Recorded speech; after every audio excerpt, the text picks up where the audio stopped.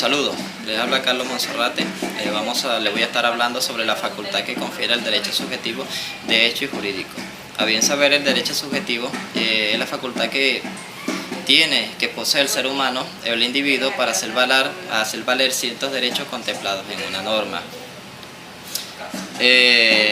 Cuando hablamos del derecho jurídico, nos referimos a ciertos factores de hecho que crean consecuencias jurídicas. A bien saber, estas crean, transforman y modifican también las leyes o los códigos. En la antigua Roma, las personas que tenían mayor estatus económicos, poseían ciertos beneficios, pero también tenían ciertas obligaciones también que cumplir, contemplados en la norma. El derecho subjetivo es ese conjunto de normas que le va a limitar al individuo a hacer y no hacer. Saludos, les habla Rosa Rodríguez y les voy a hablar acerca de la distinción de los derechos subjetivos a efecto de su ejercicio. El derecho subjetivo son las facultades o potestades jurídicas inherentes al hombre por razón de naturaleza, contrato u otra causa admisible en derecho. Un poder reconocido por el ordenamiento jurídico a la persona para que dentro de su ámbito de libertad actúe de la manera que más estima conveniente. Esto a fin de satisfacer sus necesidades e intereses junto a una correspondiente protección o tutela en su defensa, aunque siempre delimitado por el interés general de la sociedad.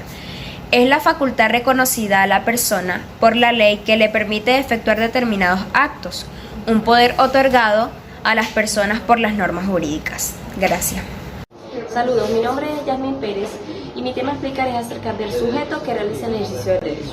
Este es un centro de imputación ideal de derechos y obligaciones. Esto es, entonces, aquella unidad sobre la que la ley efectúa imputaciones directas concediéndole derechos y obligaciones. Para el derecho, los únicos sujetos de derechos son las personas, teniéndose como personas la persona natural y jurídica. Cuando hablamos de persona natural, es el hombre con capacidad para adquirir y ejercer derechos, para contraer y cumplir obligaciones y responder por cada acto dañoso o delictivo que realice. Ahora bien, la persona jurídica es un ente que, no siendo el hombre, es decir, la persona natural, es susceptible de adquirir derechos y contraer obligaciones. Un ejemplo de esto podría ser las empresas, las sociedades mercantiles, las sociedades civiles, entre otras. En el derecho romano, el sui juris era el regular titular de derechos y que lo ejercía en Roma, pero en algunos casos ocurría que podía ser ejercido por una persona no siendo titular del mismo. Un ejemplo de esto podría ser la posesión. Ahora bien, por otro lado tenemos los sujetos con obligaciones. El primero de estos sería el sujeto pasivo, que es el que tiene el deber de respetar los derechos del titular. Es decir, un ejemplo podría ser la propiedad o cumplir una prestación respecto al acreedor. En este caso sería la parte obligada. Ahora bien, objeto de derecho es aquello sobre lo que se exterioriza el diverso poder del sujeto, es decir, el contenido del derecho subjetivo. Y por último, y no menos importante, el sujeto activo, que es la parte que dispone de la legitimidad para exigir que la otra persona o la otra parte cumpla con la obligación que éste contrajo. En este caso sería la parte obligada. Gracias.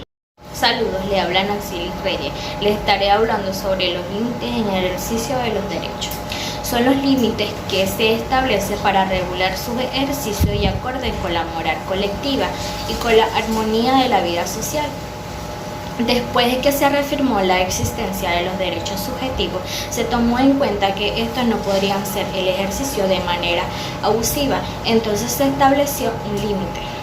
La extinción o la limitación del ejercicio de derechos que se puede determinar por contenido del mismo, ya que en algunos, solo por nombrarlos, expresan inmediatamente cuáles son las facultades de derechos ambientales. En el caso de un derecho real, usufructo, solo se otorga el uso del goce y no la disposición. Saludos, les habla Nelce Rondón. Reglas relativas al ejercicio de los derechos. Cuando nada se opone al ejercicio de un derecho, su titular puede hacer todo lo que sea necesario para poner en ejecución las facultades contenidas en ese mismo derecho, aunque no están expresamente determinadas. Ejemplo, las servidumbres prediales, un gravamente impuesto sobre un inmueble en beneficio a otro perteneciente a distinto dueño como obrevadero, que llevan consigo la obligación en los predios servientes de dar paso al ganado hasta el punto donde hayan de utilizarse. Quien ejercita el derecho deben también sostener las cargas, es decir, así como existen ventajas, hay pues cargas también necesariamente concomitantes con el ejercicio de un derecho. Por ejemplo, una hipoteca.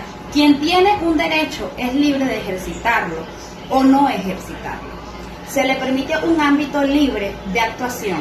Nadie está obligado contra su voluntad a promover una acción que es el ejercicio máximo de un derecho. Es decir, de obligar al poseedor de un derecho a acudir ante los tribunales de justicia para que pronuncien una decisión. Esta regla no es absolutamente general, ya que hay derechos que son a la vez deberes, como los derechos sociales, que generalmente van acompañados de un deber. Ejemplo, los derechos de familia. Saludos, mi nombre es Eni Mieres y yo les voy a estar hablando acerca del concurso de derechos individuales y concurso de derechos colectivos.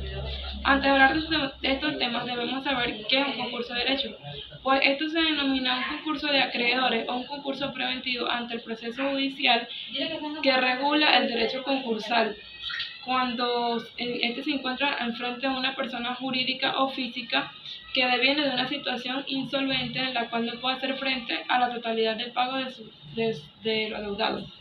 Ahora bien, cuando hablamos del derecho concursal, pues esta es la rama del derecho que regula la situación entre los acreedores y adeudores en una situación de insolvencia. Ahora, cuando hablamos del concurso de derecho individual, nos referimos al conjunto de derechos pertenecientes a una sola persona, los cuales, encontrándose de forma recíproca, en algunos casos no se pueden ejercitar todos al mismo tiempo. Ahora, cuando hablamos de un concurso de derecho colectivo, nos referimos al conjunto de diferentes derechos pertenecientes a varias personas. Muchas gracias. Saludos, les habla Marlis Pérez. Estaré hablando sobre la defensa del derecho propio con ataque al derecho ajeno. Se entendía por la conducta que desplegaban los individuos para defender sus derechos particulares posterior a la recepción a un ataque del derecho ajeno.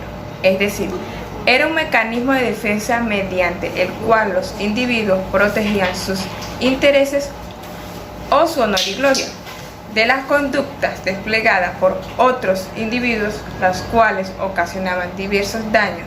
Es decir, es importante resaltar que en los tiempos del derecho romano, los cuales fueron tiempos de Génesis, que eso quiere decir el principio del derecho, al derecho actual, aunque aún se lograba avistar la típica ley de ojo por ojo, diente por diente, situación que se hacía presente a diversos de los derechos propios. Gracias.